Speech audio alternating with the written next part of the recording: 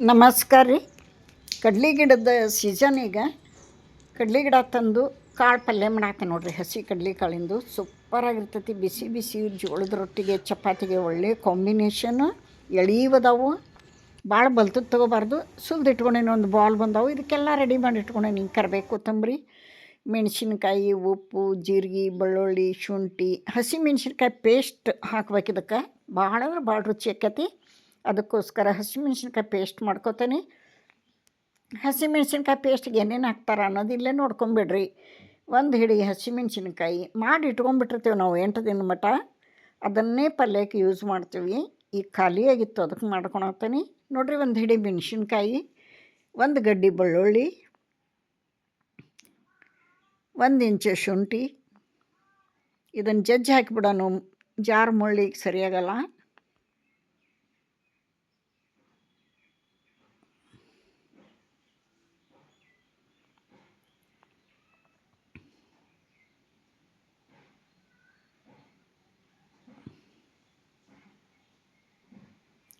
ಒಂದು ಅರ್ಧ ಸ್ಪೂನ್ ಜೀರಿಗೆ.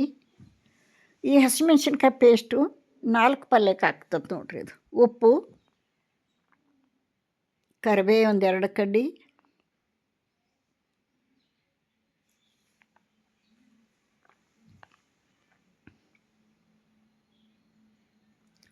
ಒಂದು ಹಿಡಿ ಕೊತ್ತಂಬರಿ ಎಷ್ಟಾದರೂ ಹಾಕಿರಿ, ಚಲೋನ ಆಗ್ತದೆ. ಇದನ್ನು ತರಿಯಾಗಿ ರುಬ್ಬಿಟ್ಕೊಂಡ್ಬಿಟ್ರೆ ಯಾವ ಪಲ್ಯಕ್ಕಾದ್ರೂ ಹಾಕ್ಬೋದು. ನಮ್ಮ ಉತ್ತರ ಕರ್ನಾಟಕದಾಗ ಈ ಹಸಿಮೆಣ್ಸಿನ್ಕಾಯಿ ಪೇಸ್ಟ್ ಇಲ್ಲದ ಪಲ್ಯಗಳೆಲ್ಲ, ಗುರಾಳ್ ಪುಡಿ ಇಲ್ಲದ ಪಲ್ಯ ಇಲ್ಲ. ಇವಾಗ ಕಡ್ಲಿ ಕಾಳು ಪಲ್ಯ ಮಾಡೋಣ. ಇದನ್ನು ತರಿಯಾಗಿ ರುಬ್ಬಿಟ್ಕೊಳೋಣ ಸೈಡಿಗೆ. ನೋಡಿರಿ, ಈ ಥರ ಗ್ರೈಂಡ್ ಮಾಡ್ಕೋಬೇಕು.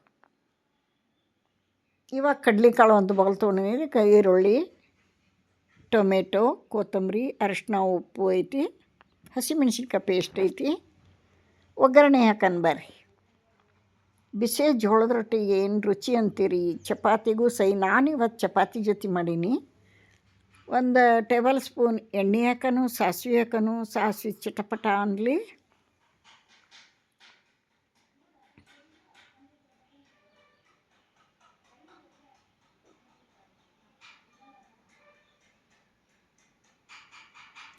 ಒಂದು 2 ಗಡ್ಡಿ ಈರುಳ್ಳಿ ಸಣ್ಣಗೆ ಹೆಚ್ಚಕನ. ಹಸಿ ಸ್ಮೆಲ್ ಹೋಗಲಿ, ಚೆಂದಾಗಿ ಬೇಯಲಿ.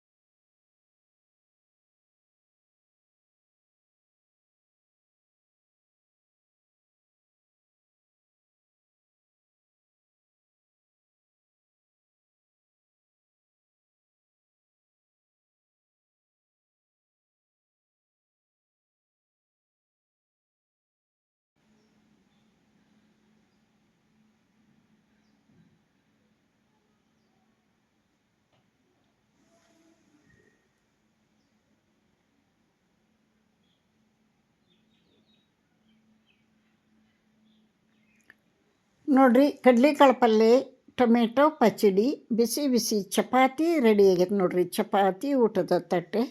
ಇಲ್ಲಿಗೆ ವಿಡಿಯೋ ಮುಗಿಸ್ತೀನಿ. ಎಷ್ಟು ಮೆತ್ತಗಾಗ್ಯಾವ ನೋಡಿರಿ ಚಪಾತಿ. ಇಲ್ಲಿಗೆ ವಿಡಿಯೋ ಮುಗಿಸ್ತೀನಿ. ಮತ್ತೊಂದು ರೆಸಿಪಿಯೊಂದಿಗೆ ಸಿಗ್ತೀನಿ. ನಮಸ್ಕಾರ.